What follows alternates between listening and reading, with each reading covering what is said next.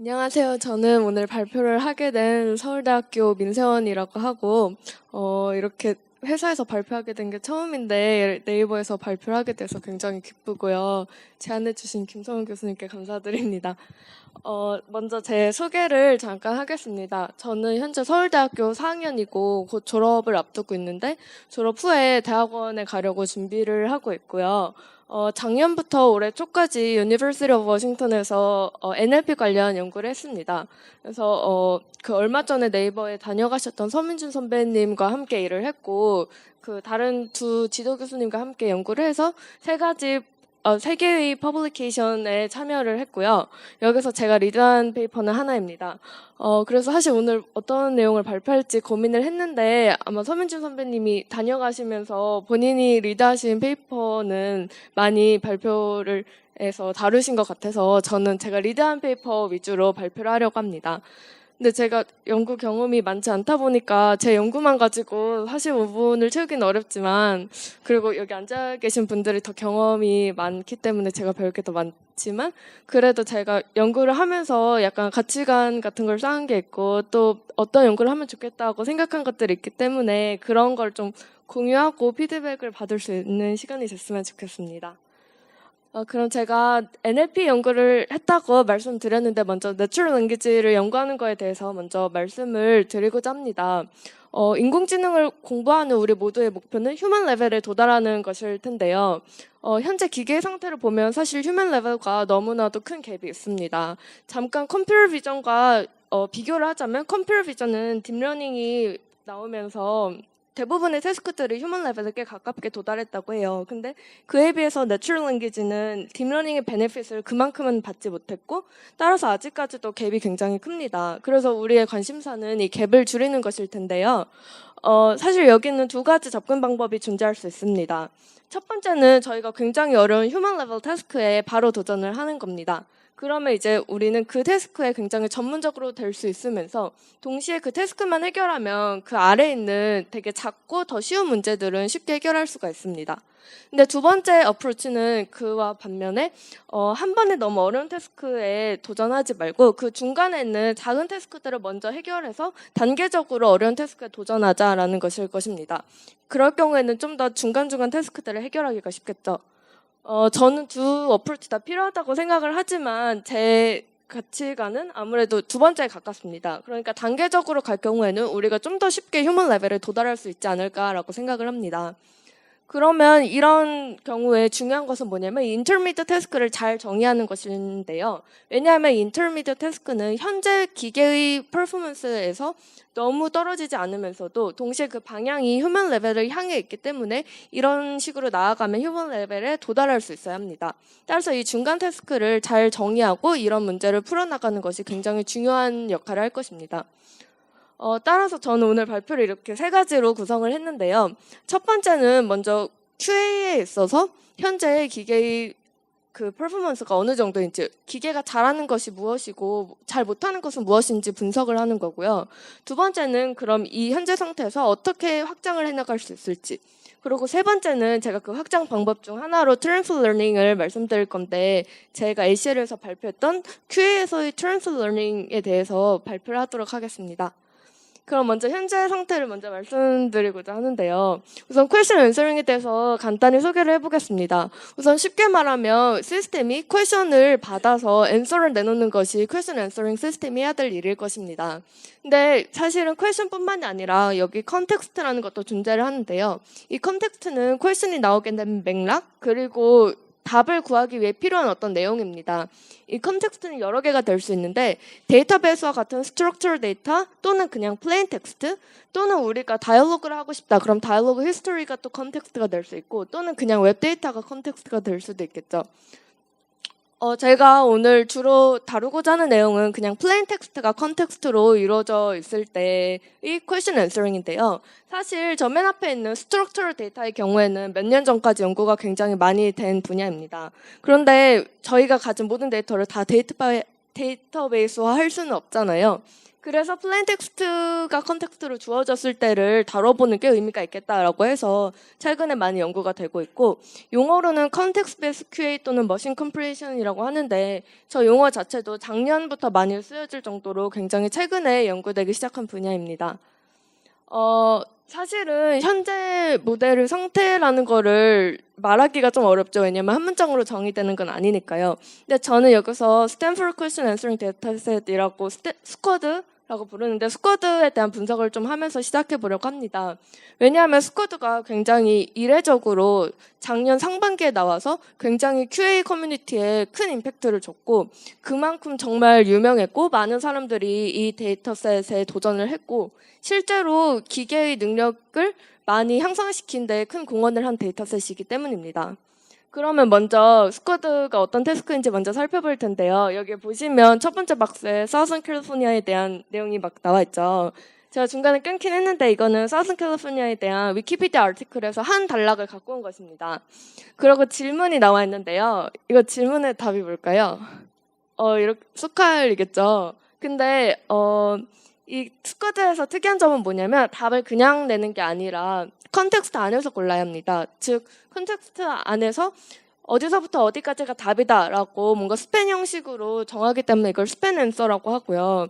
여기서는 한 단어이지만 연속된 여러 단어일 수도 있습니다. 이게 스쿼드의 특이한 점인데요. 아까 말씀드렸다시피 굉장히 많은 연구자들이 이 스쿼드를 풀기 위해서 도전을 했습니다. 이게 작년 상반기에 나왔는데요. 작년 여름에 처음 매체네스템이 나왔고, 그 다음 가을쯤에 바이레프, DCN, 아넷 등등이 나왔고, AOL 리더가 최근에 나온 건데요. 사실 이거 말고도 굉장히 많습니다. 한 10개에서 20개 정도 되는 것 같고요. 사실 제가 이 슬라이드를 주말에 만들 때까지만 해도 AOL 리더가 1등이었는데 지금은 또 바뀌어서 DCN이 1등이에요. 그만큼 사람들이 아직까지도 경쟁이 치열하게 도전을 하고 있다는 뜻인 것 같습니다. 그리고 실제로 이 모델들이 기여한 바가 굉장히 큰데요. 작년 여름에 매체레스템의 퍼포먼스가 55, 68이었습니다. 저거는 그 점수인데요.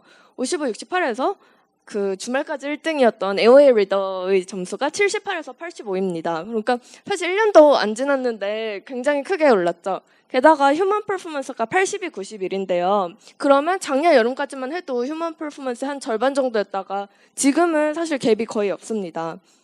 따라서 이 스쿼드가 기여한 바가 굉장히 크고 더 많은 그 모델들과 그 리더보드는 저 사이트에 들어가면 보실 수 있어요.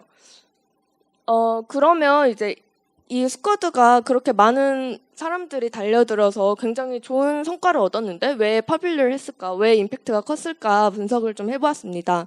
여러 가지가 있는데요. 먼저 도메인 문제입니다. 우선은 아까 말씀드렸다시피 컨텍스트가 데이터베이스였던 시대가 있었는데 지금 플레인 텍스트로 바뀌면서 컨텍스트 베이스 QA가 새로 나왔고 그 와중에 스쿼드가 딱 등장을 했습니다. 그리고 아까 말씀드렸다시피 컨텍스트가 위키피디아 아티클이라고 했는데 위키피디아는 너리지 베이스로서의 어떤 대표성이 있죠.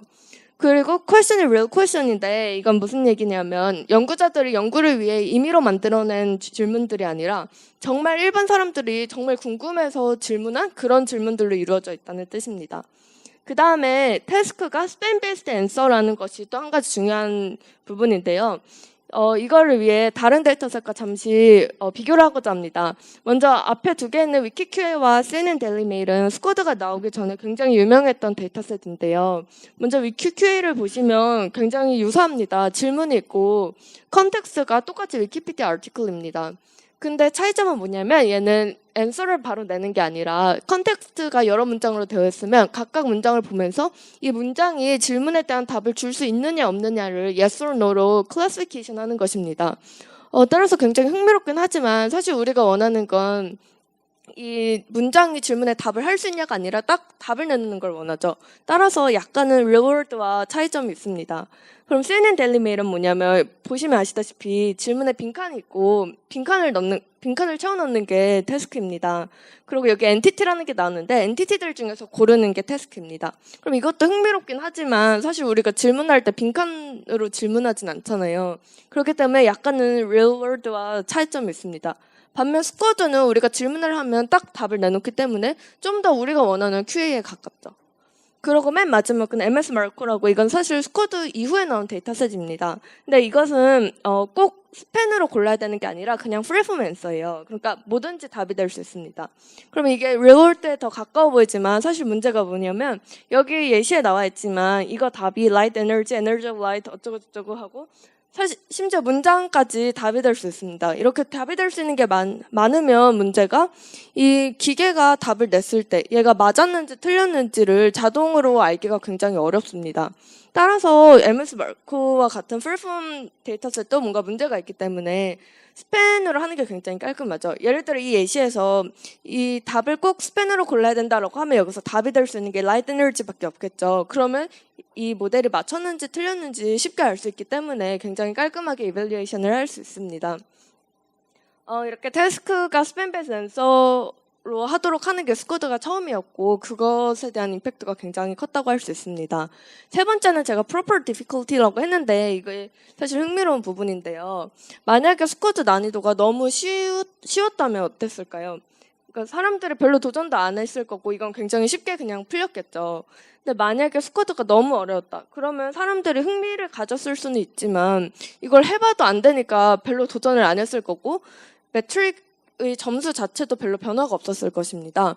그렇기 때문에 스쿼드는 굉장히 적절한 난이도를 가지고 있었어요. 즉 지금 기계가 현재 하지는 못하지만 충분히 사람들이 달려들면 많이 발전할 수 있는 여지가 있는 굉장히 적절한 난이도를 가지고 있었기 때문에 실제로 사람들이 많이 연구를 했고 많이 발전을 이뤄낸 것입니다.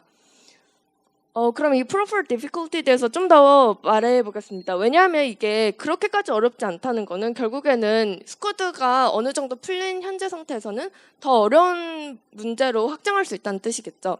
저는 이게 그렇게까지 어렵지 않다고 한 이유를 세 가지를 들었는데요.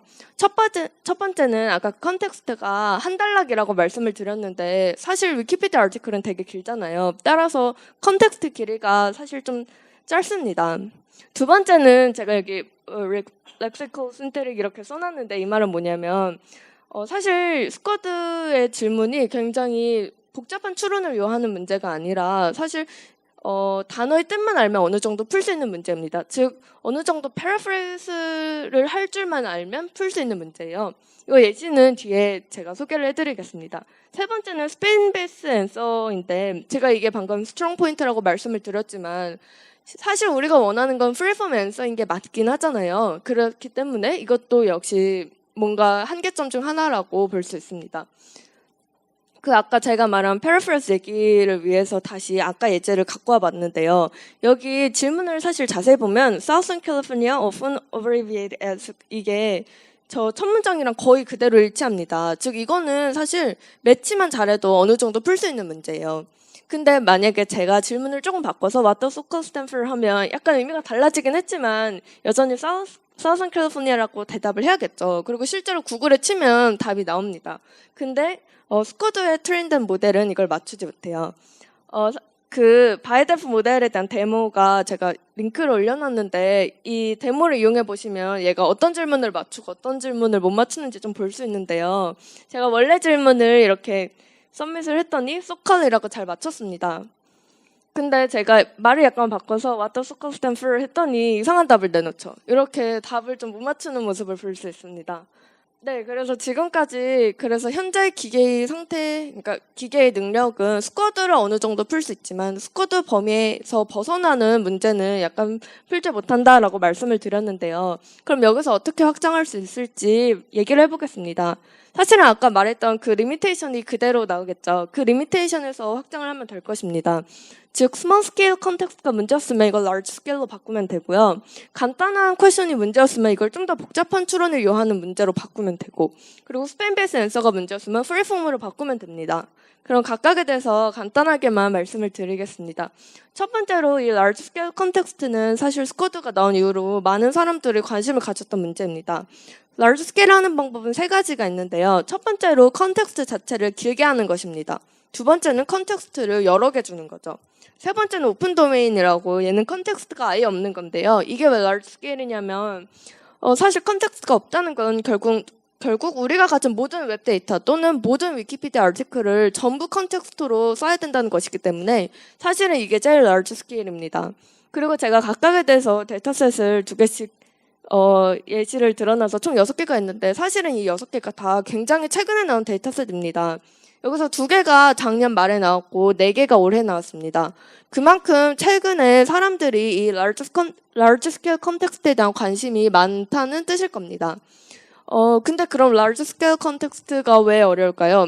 사실 context가 많으면 대답을 하기 더 쉬워야 될 것 같잖아요. 근데 첫 번째 문제는 코스트입니다. 예를 들어 우리가 글이 길면 사람도 그걸 읽는데 오래 걸리잖아요. 예를 들어 기계가 그 많은 글을 RNN으로 다 연결한다고 해봅시다. 그러면 RNN은 트레이닝 타임과 인퍼런스 타임 둘 다 길이에 비례하기 때문에 시간이 굉장히 오래 걸릴 거고 메모리도 그만큼 오래 걸리겠죠. 근데 그러면 시간이랑 메모리 상관없으면 얘가 잘할까? 하면 그것도 아닙니다. 왜냐하면 더 많은 정보를 주면 이 기계가 오히려 답을 잘 맞추지 못해요. 그러니까 비유를 하자면 우리가 객관식 시험을 볼 때 사지 선다면 좀 쉽잖아요. 찍어서 맞출 수도 있고. 근데 만약에 옵션이 막 100개다 이러면 좀 헷갈리는 것도 많고 어렵겠죠. 그러니까 이것도 마찬가지라고 생각할 수 있습니다. 그래서 사실은 이게 너무 최근에 나온 데이터셋이기도 하고 하다 보니까 아직은 그 코스트 에피션트 하면서도 퍼포먼스가 좋은 모델이 아직은 없습니다. 근데 대략 하이라키컬 스트럭처를 썼으면 좋겠다라는 제안은 나왔는데 아직까지 완벽한 모델은 없고요. 근데 사실은 이거를 여름 동안만 해도 사람들이 많이 연구를 하고 있는 것 같습니다. 그래서 어쩌면 이번 여름이 지나면 벌써 이 문제가 풀렸을 수도 있겠네요. 그리고 이제 데이터셋과 상관없이 그냥 우리는 이렇게 웹데이터도 많은데 이 데이터를 그냥 다 쓰면 안 될까라는 고민을 하게 되는데 이것도 저는 한 3가지 어프로치가 프로미싱하다고 생각을 하는데요. 첫 번째는 IR과 연관을 짓는 것입니다. 왜냐하면 IR은 수많은 웹데이터 중에서 좀 필요한 데이터만 이렇게 잘 골라내는데 능력이 있기 때문에 이렇게 잘 골라낸 다음에 그 다음에 QA 모델을 돌린다면 꽤 프로미싱한 결과가 나올 거라고 생각을 하고요. 두 번째, 세 번째는 unsupervised learning하고 transfer learning인데요. 사실 이 2개가 굉장히 흥미로운 게 컴퓨터 비전에서는 이 2개를 굉장히 많이 연구하고 있습니다. 실제로 되게 좋은 결과를 얻고 있고요. 근데 NLP에서는 이 2개가 잘 연구가 되지 않고 잘 안 된다고 주장하는 사람도 굉장히 많습니다.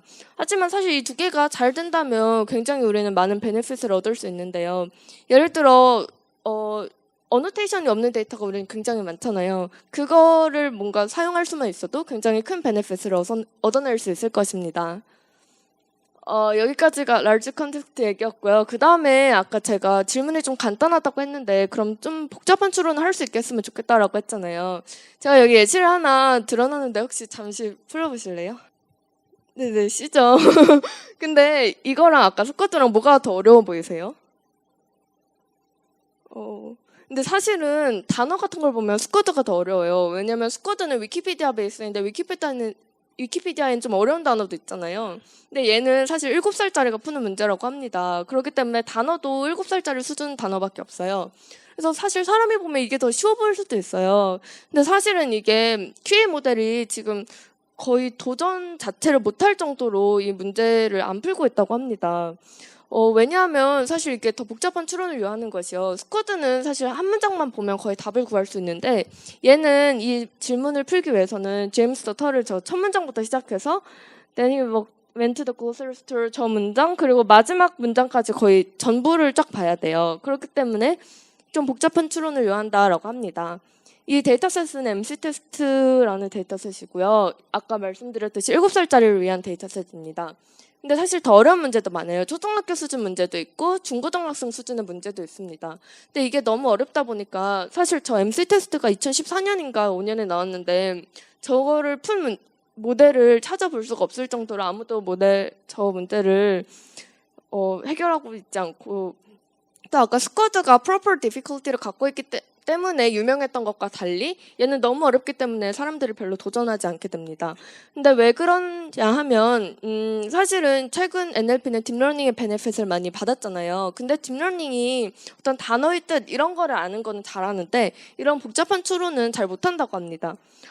따라서 이걸 어떻게 해결할 수 있냐에 대한 의견이 분분합니다. 뭐 딥러닝이 좀 더 발전하면 이 문제를 풀 수 있을 것이다. 또는 딥러닝은 이 문제를 못 푼다. 우리는 뭔가 다른 게 필요하다라는 의견도 있습니다. 저는 사실 아직 답을 모르고 아마 아무도 모르겠지만 일단은 현재 딥러닝 모델은 이 문제를 잘 풀 수 없고 여기에 좀 많은 투자가 필요하다고 생각을 하고 있습니다. 마지막으로 프리폼 앤서에 대해서 말씀을 드리고자 하는데요. 아까 말씀드렸다시피 프리폼 앤서 데이터셋은 있고 사람들 관심도 많이 있는데 사실 이거 문제가 좀 많이 심각합니다. 일단 문제를 세 가지로 요약을 해봤는데 첫 번째는 아까 MS 마르코에서 보여드렸다시피 어노테이션부터가 문제예요. 이거 답이 너무 많기 때문에 이 모든 답을 골드 앤서로 할 수도 없고 그렇게 치면 사실 답이 무한대가 되잖아요. 문장도 된다고 생각을 해보면. 그렇기 때문에 골드 앤서를 어노테이션 하는 것부터 문제가 있습니다. 세 번째는 이밸리에이션이 어렵다는 것인데요. 예를 들어 우리가 풀 센텐스를 답으로 내기를 원한다고 해볼게요. 그러니까 여기 예시에서처럼 우리가 capital city of South Korea를 물어봤을 때 그냥 서울이라고 하지 않고 뭔가 문장으로 대답하고 싶다고 해봅시다. 근데 사실 이거 이밸리에이션을 어떻게 하냐. 사실은 이밸리에이션 매트릭이 여러 가지 있습니다. 뭐 블루나 로그엘 매트릭 이런 게 있는데 이건 모두 전부 bag of word 베이스입니다. 그러니까 전부 어떻게 보면 베이스가 같은 건데 이게 굉장히 한계점이 많은 매트릭입니다. 예를 들어 저희가 서로 다른 답 두 개를 냈는데 하나는 서울, 하나는 the capital city of South Korea is Tokyo라고 해보고 얘를 이 답을 판단하는데 골든 센텐스와 얼마나 많은 단어가 겹치는지를 기준으로 판단을 한다고 해봅시다. 그러면 두 번째가 8분의 7이니까 더 높은 점수를 받겠죠. 근데 사실은 얘는 완전히 틀렸고 서울이 맞잖아요. 이런 식으로 매트릭 자체가 뭔가 틀려버리면 사실 모델을 트레이닝할 때 또 골드 앤서랑 비교해서 트레이닝이 되는데 트레이닝도 제대로 안 될 거고 문제가 많을 것입니다. 이 매트릭의 불안정성은 많은 사람들이 공감을 하고 있지만 더 좋은 방법이 아직까지 나오지 않았고 이 매트릭에 대한 개선이 꼭 필요하다고 저는 생각을 합니다. 자, 그러면 뭐 어노테이션도 문제고 이밸리에이션도 문제지만 그럼 모델 자체는 괜찮냐? 사실은 지금까지 제너레이션 QA 모델 중에서 최고 모델이 시퀀스 시퀀스입니다. 근데 시퀀스는 그 MT에서 2015년에 처음 나온 모델인데 아직까지 그게 베스트 모델이라는 건 그만큼 연구가 정말 안 됐다는 뜻이겠죠. 근데 이 모델이 그럼 잘하냐? 그것도 아닌데요. 제가 잠시 위키리딩이라는 데이터셋을 갖고 왔는데 이건 엄밀히 말해서 QA 데이터셋은 아닙니다. 왜냐하면 주어지는 게 퀘션이 아니라 그냥 property라고 한 단어예요. 이 예시는 뭐 instance of gender, country, date of birth 등등 여러 가지가 있는데 그러면 이 property에 해당되는 걸 컨텍스트에서 고르는 거예요. 그러니까 사실 QA보다 훨씬 쉽겠죠. 근데 시퀀스가 여기서 그렇게까지 잘하지 않습니다. 여기 보시면 기분 네임은 88이나 되는데요. 사실 기분 네임은 너무 쉽잖아요. 예를 들어 거의 첫 단어가 거의 기분 네임일 것입니다. 위키피디아 아티클이니까요. 근데 데이터 오프닝처럼 뭐 그렇게까지 어렵진 않지만 이 정도만 돼도 30% 뚝 떨어집니다. 그러니까 사실은 이런 퀘션보다 더 쉬운 그냥 프로필만 주는 태스크에서도 시퀀스가 그렇게 잘하지는 않는 것 같습니다. 따라서 사실 제너레이션에 대한 우리 관심이 굉장히 많고 특히 요즘에 다이얼로그에도 관심이 많잖아요. 다이얼로그는 어떻게 보면 제너레이션 QA의 더 일반적인 버전이라고 할 수 있는데 사실은 제너레이션 QA조차도 이렇게 연구가 많이 되지 않았다. 따라서 많은 투자가 필요한 부분이다라고 말씀을 드리고 싶습니다. 그럼 마지막으로 제가 엑셀에서 발표한 논문인 Question Answering Through Transfer Learning을 발표를 하겠습니다. 저게 제 논문 제목이고요. 우선 백그라운드를 먼저 설명을 드리면 아까도 잠깐 말씀드렸다시피 NLP에서 트랜스퍼 러닝이 정말 잘 안 씁니다. 혹시 딥러닝 북이라고 아시나요? 벤지오 그룹에서 나온 북인데 사람들이 바이블처럼 많이 쓰죠. 근데 거기 팁이라고 나와 있는 게 있는데 컴퓨터 비전에서는 프리트레이닝 모델을 써라. 그리고 NLP에서는 프리트레이닝 모델을 쓰지 마라 라고 나와 있습니다. 그 정도로 사람들이 트랜스퍼 러닝이 NLP에선 잘 안 된다라고 했죠. 그리고 뭐 최근까지도 트랜스퍼 러닝 잘 안 된다라는 논문이 좀 있습니다. 근데 어떻게 보면 제 논문은 그거에 대한 컨트롤딕을 하는 논문인데요. 전반적인 NLP는 아니고 저는 좀 포커스된 도메인에서 그러니까 좀 좁은 범위에서 주장을 했는데 저희는 스팬 레벨 QA에서부터 센텐스 레벨 QA로 트랜스퍼 러닝을 하는 것이 도움이 된다라고 말을 하고 있습니다. 여기서 스팬 레벨과 센텐스 레벨이라는 말이 나오는데 스팬 레벨은 아까 스쿼드처럼 스팬으로 앤서를 고르는 게 스팬 레벨이고요. 센텐스 레벨은 아까 잠시 말씀드렸는데 위키QA에서처럼 각 센텐스를 보면서 얘가 답을 할 수 있냐 없냐를 yes or no로 클래시피케이션 하는 것이 센텐스 레벨 QA입니다. 그래서 개요를 말씀드리자면 저희는 source task를 스쿼드, 그러니까 스팬 레벨 QA로 했고요. 타겟으로는 3개를 했는데 위키QA하고 세미발은 둘 다 센텐스 레벨 QA입니다. 그리고 저 SIG은 사실 QA가 아니라 RT여서 여기서는 많이 다르지 않을 것 같은데요. 일단 위키QA랑 세미발은 둘 다 센텐스 레벨이긴 한데 위키QA는 도메인이 위키피디아입니다. 그러니까 스쿼드랑 같은 도메인이죠. 근데 세미발은 커뮤니티 QA라고 해서 약간 도메인이 다릅니다. 여기 예시가 있는데 위키QA는 아까랑 같은 예제입니다. Who made Airbus라고 한 다음에 컨텍스트가 이렇게 문장별로 있으면 각 문장이 질문에 답을 할 수 있냐 없냐를 yes or no로 클래시피케이션을 합니다. 그리고 세미발은 뭐냐면 우리 커뮤니티에 누가 이렇게 질문을 올리면 댓글이 이렇게 달리잖아요. 그것처럼 질문이 있고 댓글을 하나씩 보면서 이 댓글이 질문에 도움이 되는 댓글이냐 아니냐를 보는 겁니다. 그래서 good or bad로 클래시피케이션을 합니다. 둘 다 센텐스 레벨이죠. 그리고 저희 트랜스 러닝 방법은 바이레프라는 모델을 썼는데요. 바이레프는 스쿼드를 위해 만들어진 모델입니다. 그래서 사실은 얘가 내놓는 아웃풋이 스팬인데 저희는 클래시피케이션을 하고 싶은 거기 때문에 아웃풋 모듈을 클래시파이어로 바꿨습니다. 그리고 이 바이레프가 계층적 모델인데 밑에 두 층에 대해서 웨이트 트랜스퍼를 하였습니다. 그렇기 때문에 사실은 이 트랜스 러닝은 뭔가 특별한 트랜스 러닝이 아니라 굉장히 심플하고 굉장히 고전적으로 사용되었던 트랜스 러닝인데요. 근데 저희가 주장하고자 하는 바는 우리가 이렇게 원래 있는 모델을 그대로 썼고 그냥 심플한 트랜스 러닝을 했는데도 불구하고 결과가 이렇게 잘 나왔다라는 바를 주장하고 있습니다.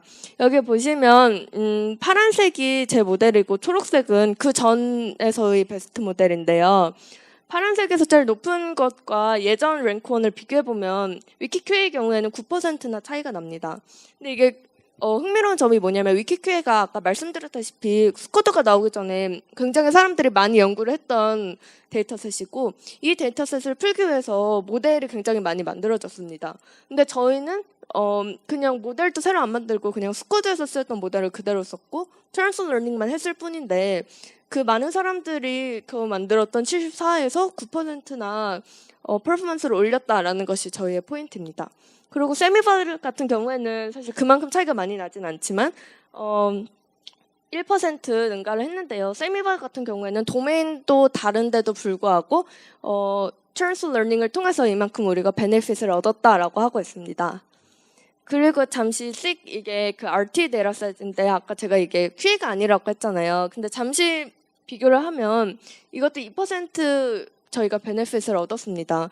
근데 이건 심지어 QA도 아니고 다른 태스크인데도 우리가 이만큼 베네핏을 얻었다라는 것은 뭔가 트랜스 러닝의 가능성이 있다는 걸 보이는 거죠.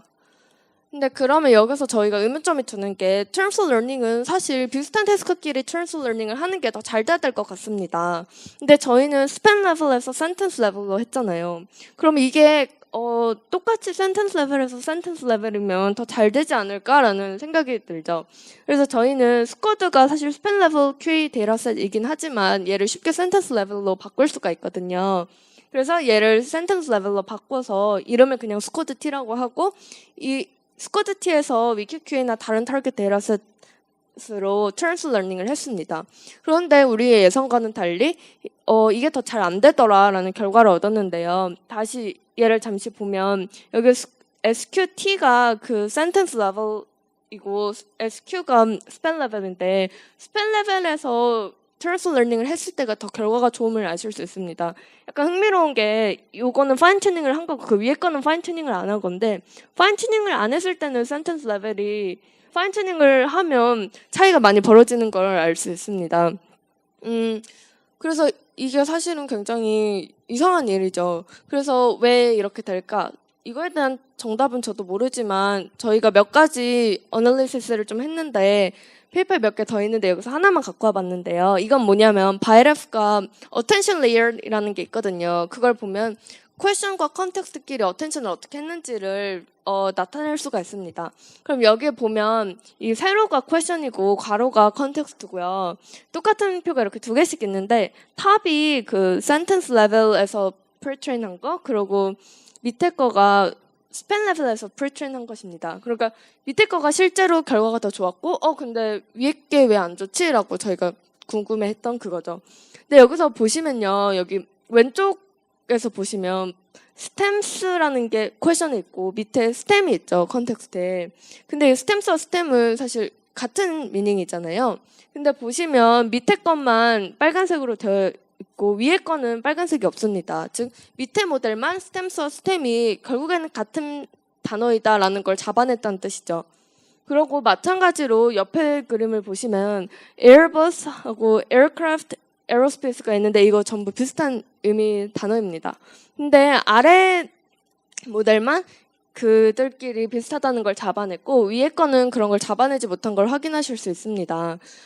그래서 저희는 어떻게 생각을 하냐면, 결국에는 스팬 레벨이라는 게 질문이 정확히 어디서부터 어디다라는 걸 알려주는 거기 때문에 더 높은 레벨의 슈퍼비전을 주는 거잖아요. 따라서 이렇게 슈퍼비전을 더 파인그레인하게 주는 것이 결국에는 어떤 단어의 렉시컬 미닝이나 신드릭 미닝을 배우는데 더 도움을 주기 때문에 결과적으로 컨텍스트와 퀘션 자체를 좀 더 잘 이해할 수 있게 되고, 따라서 그 태스크 자체, 즉 퀘션에 대해 대답을 하는 것 자체에도 도움을 준다라고 저희는 생각을 했습니다. 따라서 저희 연구를 다시 두 문장으로 컨클루드를 하자면 저희는 심플한 트랜스 러닝을 통해서 별로 큰 노력을 들이지 않고 이렇게 좋은 결과를 얻었다. 그리고 두 번째로 스팬 레벨 슈퍼비전이 센텐스 레벨 슈퍼비전에 비해서 뭔가 단어의 뜻을 배우는데 도움이 된다라고 결론을 지었고요. 근데 사실은 제 연구가 NLP 전반적으로 트랜스 러닝에 대해서 뭔가 말해주진 못합니다. 왜냐하면 저희는 question answering에 대해서 한정을 지었고 특히 source data는 스쿼드 그리고 모델도 바이레프 이렇게 좀 좁은 범위이기 때문에 전반적으로 얘기를 하진 못하지만 역시 사람들이 이제 트랜스 러닝을 좀 더 연구해볼 가치가 있다는 걸 보여준다고 생각을 합니다. 그리고 실제로 이게 바로 이번 달에 나온 논문인데 굉장히 저희 방법과 유사합니다. 런던 트랜슬레이션이라고 해서 이 경우에는 source data셋을 empty data셋으로 했고요. target을 sentiment analysis, classification, RTQ에 이렇게 굉장히 많은 데이터셋을 가지고 트랜스러닝을 했어요. 그리고 우리랑 비슷하게 모델은 되게 간단한데 트랜스러닝만으로 결과가 되게 잘 나왔다라고 하고 있습니다. 그리고 실제로 6개의 데이터셋을 썼는데요. 그중에서 2개가 state of the art였고 나머지 4개는 state of the art는 아니지만 굉장히 경쟁적인 comparable한 결과를 얻었다라고 말을 하고 있습니다. 즉 이런 논문이 계속 뒤어서 나온다는 것은 트랜스러닝에 대한 관심이 그만큼 많다는 뜻이고 아마 이 논문뿐만이 아니라 앞으로 계속 나올 거라고 기대를 하고 있고요. 이런 방향의 연구가 많이 진행된다면 아까 제가 처음에 말씀드렸다시피 우리가 수많은 데이터를 좀 더 잘 사용할 수 있는데 도움이 될 것이라고 생각을 합니다. 그럼 제 발표는 여기서 마치겠습니다. 감사합니다. 네, 발표 잘 들었습니다. 저도 이쪽에 좀 관심이 많아서 그런데 트랜스퍼 러닝을 쓰셨는데 사실 기존의 접근 방식은 소처 교수가 메타마인드에서 쓴 거는 기억을 오래 하기 어렵다고 그래가지고 다이나믹 메모리 네트워크라고 해서 메모리 네트워크를 하나 넣어서 푸는 거하고 두 번째는 알렛에서 리인포스먼트 러닝 써가지고 사람이 독해를 읽으면서 잊어버리면 다시 가서 보고 다시 가서 보는 이런 방식으로 접근을 했던데 네. 네. 네. 제가 사실 reinforced learning은 잘 모르는데 그 다이나믹 메모리 네트워크 같은 경우에는 약간은 방향이 다르다고 생각하는 게요. 트랜스 러닝은 완전히 다른 데이터셋에 대해서 요 데이터셋에 대해 트레인된 모델을 요 다른 데이터셋에 대해서 쓰는 거잖아요. 근데 다이나믹 메모리 네트워크는 트랜스 러닝을 쓴 건 아니고 그냥 한 데이터셋인데 여기서 뭔가 익스터널 메모리를 써서 그걸 좀 활용하겠다라는 것이기 때문에 약간은 방향이 다르다고 저는 생각합니다. 아무리 해결을 하려고 해도 롱텀이면 기억을 잊게 네. 되는 문제가 네. 그래서 좀 어떻게 생각하시는지 의견을 좀 듣고 싶어요. 제 생각에는 특히 그러니까 텍스트가 길 경우에는 그런 식으로 어딘가에 저장해놨다가 그걸 빼서 쓰는 게 좋다고 생각을 하는데 사실은 다이나믹 메모리 네트워크 논문을 보면 거기서 쓴 데이터셋이 베이비 QA 데이터셋인데요. 네. 베이비 QA 데이터셋은 사실 굉장히 간단한 데이터셋입니다. 그래서 사실 그 문제를 풀기 위해서 이렇게 복잡한 모델을 할 수가 있나라는 생각은 잠시 들었어요. 근데 만약에 좀 더 복잡한 문제를 풀기 위해는 충분히 쓸 수 있다고 생각을 합니다. 네, 그렇죠. 근데 그 베이비는 사실 리얼 데이터도 아니거든요. 신테릭 데이터예요. 사람들이 그냥 연구를 위해서 임의로 만든 데이터셋이어서 약간은 좀 모델 자체가 데이터셋에 비해 너무 복잡하다는 생각이 조금 들긴 해요. 네, 감사합니다. 네, 민세호님께서 생각하시는 더 나가야 될 방향이라든가 어떤 그런 방향을 위한 키워드 어떤 것 정도로 생각을 하고 계신지요? 사실 제가 그 두 번째로 그 확장 부분 말을 했는데 그 부분은 전부 나아가야 될 방향이라고 생각합니다. 그리고 트랜스 러닝도 제가 연구를 하긴 했지만 이것도 굉장히 좁은 범위에 대해서만 했기 때문에 사실 트랜스 러닝도 아직 해결됐다고 할 수 없고 그러니까 아까 말씀드렸다시피 뭔가 large context 그리고 뭐 웹 데이터를 사용하는 거 그리고 그 프리폼 뭐 이런 거 전부가 사실은 키워드라고 생각을 하고 방향은 많아요. 근데 사실 저도 그 많은 방향들 중에서 몇 개에 집중을 하고 싶은데 아직 연구에 본격적으로 하고 있는 단계는 아니기 때문에 좀 생각을 해보고 있습니다. 좀 전에 메모리 네트워크스 얘기도 나왔지만 굉장히 그냥 단일 모델에서 커버하기에는 너무 많은 정보들이 있기 때문에 얘네들을 어떤 형태로 리프레젠테이션을 하든 앱스트랙션을 하든 어떤 메모리 구조는 필요할 것 같고 큰 틀에서는 그런 메타러닝이 필요할 것 같은데 이제 기술적인 허들 부분들이 다들 존재를 할 것 같거든요. 예를 들면은 이제 모델이 하이어키를 만들어졌을 때 얘를 어떻게 도대체 학습을 시켜서 위에서 학습한 내용을 아래로 프로퍼게이션 꼭의 BP는 아니더라도 그 빌리프 프로퍼게이션을 시켜야 될 거란 말이죠. 그리고 아래에서 학습한 내용을 어떻게 또 윗단에다가 또 프로퍼게이션 시킬 건지 이런 이슈들이 굉장히 많은데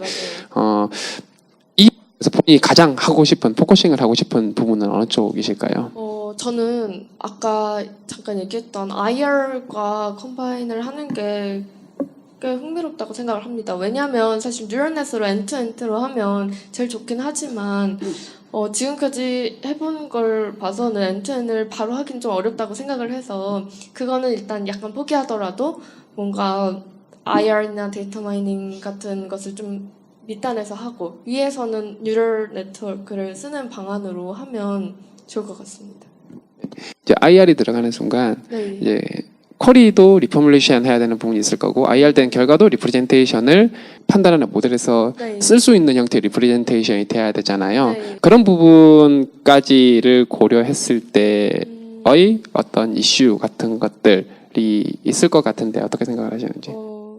일단은 저는 IR을 쓸 때부터 리프레젠테이션을 하는 게 약간은 한계점이 있다고 생각합니다. 그때는 뭔가 그냥 백어워드 같은 경우를 하고 나중에 듀얼 모델로 와서 리프레젠테이션을 하는 것도 괜찮다고 생각하는데 사실 리프레젠테이션이라는 게 딥러닝에서 핵심이기는 하지만 모든 단어를 리프레젠테이션 할 수가 있을까라는 의문에는 저는 조금 의구심이 들기 때문에 너무 첫 단부터 리프레젠테이션을 하기보다는 그러니까 사실은 어쩌면 제가 생각하는 방안은 밑단에서는 아예 딥러닝이나 뉴럴넷을 쓰지 않는 방안일 것 같은데 네, 그런 식으로 하면 좋을 것 같아요. 뭔가 답이 됐을지 잘 모르겠습니다. 바이데프 데모 하셨잖아요. 거기서 질문을 바꿨더니 이제 좀 엉뚱한 대답을 했는데 그러면은 이게 제너럴라이즈가 안 된다는 뜻인가요? 트레이닝 데이터에 대해서밖에? 네, 문제는 그러니까 스쿼드라는 데이터셋 자체가 타겟하는 어떤 태스크가 결국에는 패러프레이즈나 그냥 단어 매칭에 좀 초점이 맞춰져 있다고 생각합니다. 그러니까 어떻게 보면 스쿼드를 풀 수 있다고 모든 문제를 풀 수 있는 게 아니라 스쿼드 스타일의 문제만 풀 수 있는 거고 아까 제가 말씀드렸던 틀린 답이 나온 거는 스쿼드 스타일의 문제가 아닌 거라고 저는 생각을 합니다. 그러니까 결국에는 모델이 트레이닝되면 그 트레이닝된 데이터 스타일의 문제만 풀 수 있잖아요. 그러면 이제 스쿼드 스타일로 질문을 하면은 같은 문장에서 다른 인덱스를 리턴할 수도 있는 거겠네요. 네, 스쿼드 스타일로 해도 틀릴 수도 있을 것 같겠죠? 그러니까 왜냐하면 휴먼 퍼포먼스도 사실 아까 80 막 이러니까 사실 어떤 문제는 사람도 잘 못 푼다는 문제 그런 문제이니까 네. 네, 그 두 번째 질문은 이제 그 발표하신 논문이 이제 트랜스퍼 러닝을 QA에 뭐 최초로 적용하신 논문인 건데, 근데 그 전에 문헌들에서는 트랜스퍼 러닝이 내추럴 랭귀지 쪽에서 안 된다고 알려져 있던 이유가 뭔가요, 근데? 그 논문도 사실 왜 안 된다라는 걸 말하진 않았는데 해보니까 안 된다라는 말을 많이 했어요. 그래서 예를 들면 그것도 작년에 나온 논문이었는데 QA 말고 되게 막 그 센티먼 어널리시스 태스크에서부터 뭐 다른 태스크 이런 식으로 트랜스 러닝을 많이 했는데 잘 안 됐다고 했는데요. 제 생각에는 사실 트랜스 러닝이라고 다 잘 되는 건 아니고 아까 제가 얘기했듯이 뭔가 스팬 레벨 슈퍼비전이 도움이 된다라고 제가 말씀을 드렸는데 그런 식으로 뭔가 좀 강한 슈퍼비전에서 약한 슈퍼비전 이 방향으로 가면 도움이 되는데 그냥 비슷한 레벨의 슈퍼비전끼리 트랜스 러닝은 잘 안 되는 게 아닐까. 그렇기 때문에 그 예전에 나왔던 논문들이 실험적으로 결과가 잘 안 나오더라라고 한 게 아닐까 생각을 합니다. 그리고 또 그 예전 논문 같은 경우에는 하이라키컬 스트럭처가 아니라 그냥 플레인 RNN이었는데 저는 하이라키컬 스트럭처도 뭔가 도움이 된다고 생각을 합니다. 왜냐하면 그런 약간 아랫단에서는 월드 미닝과 같은 좀 제너럴한 미닝을 먼저 알고 그다음 위에 단에서는 태스크와 좀 더 직접적으로 연관된 문제를 풀 수 있기 때문에 그런 식으로 하이라키컬 방법을 쓰는 것도 도움이 될 것 같은데 기존 연구들은 그런 방법을 잘 안 썼던 것 같습니다. 예, 마지막 질문은 이제 그 사용하신 트랜스퍼 러닝이 그냥 웨이트를 이니셜라이즈해서 파인 튜닝 하는 것만 혹시 하신 건가요? 아니면 다른 기법을 또 쓰신 게 있으신가요? 그러니까 F가 붙어 있는 게 파인 튜닝을 한 거고 F가 안 붙어 있는 건 파인 튜닝을 안 한 건데요. 위키 QA 같은 경우에는 파인 튜닝을 안 해도 어느 정도 결과가 잘 나옵니다. 아마 그 도메인이 같기 때문에 그랬을 것 같고요. 근데 세미발리 경우에는 도메인이 아예 다르다 보니까 파인 튜닝을 안 했을 때 성능이 되게 낮았습니다. 그러니까 프리트레인을 하면 이제 웨이트가 그대로 사용이 되는데, 그러니까 처음에 우리가 웨이트를 이니셜라이즈 할 때 보통 랜덤 밸류로 이니셜라이즈를 하는데, 그 프리트레이닝 모델을 쓰게 되면 그 프리트레이닝 모델에 대해서 트레인된 웨이트를 그대로 쓰게 되잖아요. 근데 만약에 그거를 그 밸류를 그대로 쓰고 그 부분을 더 이상 트레이닝하지 않는다면 파인 튜닝을 안 한 거고, 근데 그 이니셜라이즈 값을 여기서 출발할 뿐 트레이닝은 계속 시킨다라고 하면 파인 튜닝을 한다라고 볼 수 있을 것 같습니다. 지금 어텐션 레이어까지를 이제 그냥 트랜스퍼 러닝을 사용을 하신 거잖아요. 임베딩만까지만 이렇게 트랜스퍼 했을 때, 그다음에 어텐션까지 썼을 때, 그다음에 풀링 아랫단까지 썼을 때 각각에 대해서 결과를 혹시 찍어 보셨는지? 네, 제가 사실 그 질문을 되게 많이 받았는데 해주셔서 감사합니다.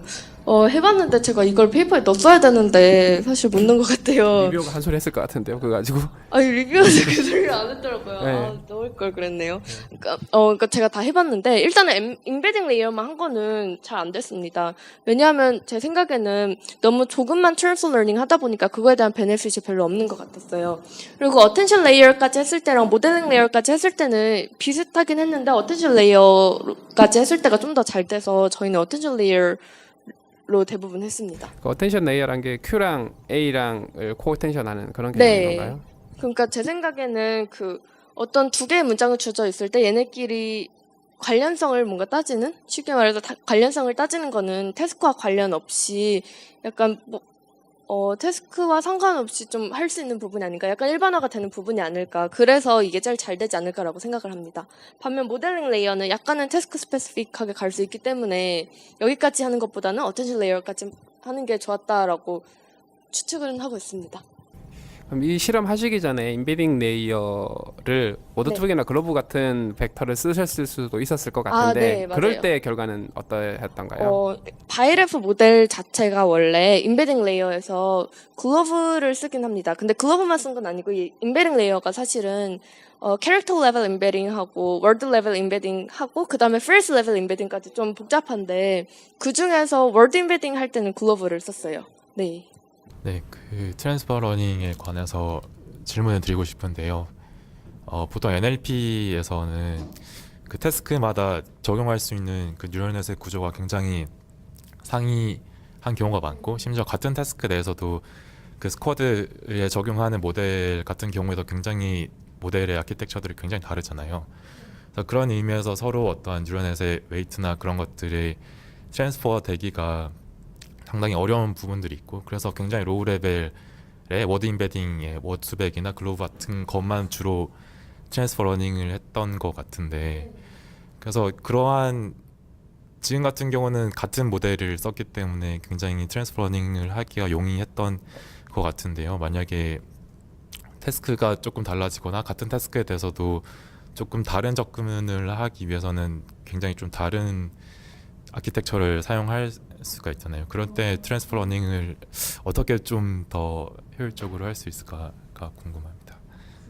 일단은 그 제가 아까 말씀드렸던 제 페이퍼 뒤에 나왔다는 셀스포스 페이퍼 같은 경우 그 방법도 되게 괜찮았는데, 그건 어떻게 했냐면 뭔가 밑에 단에서 RNN을 썼어요. 근데 사실 NLP에서 우리가 모델이 다 다르긴 하지만 밑에 인베링 레이어는 다 RNN으로 하는 거는 사실 대부분 마찬가지잖아요.